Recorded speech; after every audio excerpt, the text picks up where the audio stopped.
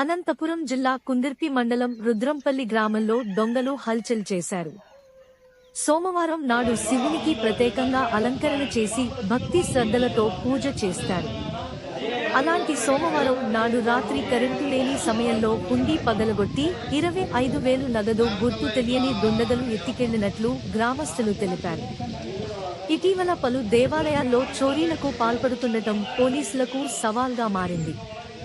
వరుస చోరీలపై గ్రామస్తులు ఆవేదన వ్యక్తం చేస్తూ శివాలయం ముందే నిరసన చేశారు.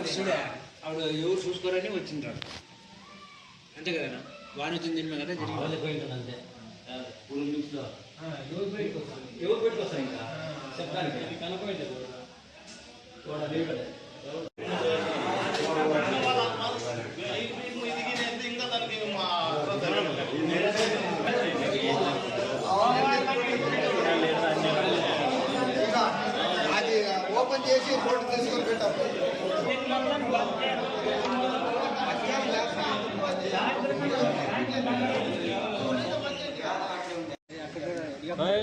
కుందిర్పి మండలము ఎనుమగొండి పంచాయతీ రుద్రంపల్లి గ్రామంలో శివాలయంలో మొన్న రాత్రి కరెంటు లేని సమయంలో ఈశ్వరుని గుడిలో 2 ఉండీలు ఉంటే దానిలో ఒక దాన్ని పగలగొట్టి దానిలో 25,000 సొమ్మును కాజేసినారు. అందుమూలంగా మా రుద్రంపల్లి గ్రామంలో శివాలయం దగ్గర నిరసన వ్యక్తం చేస్తున్నాము. 2 ఉండీలు పగలగొట్టడానికి ప్రయత్నం చేసినారు. అందులో ఒక ఉండి బీగము రాలేదు, ఇంకొక ఉండి బీగము పగలగొట్టి దానిలో ఉన్న 25,000 సొమ్మును కాజేసుకొని పోయినారు.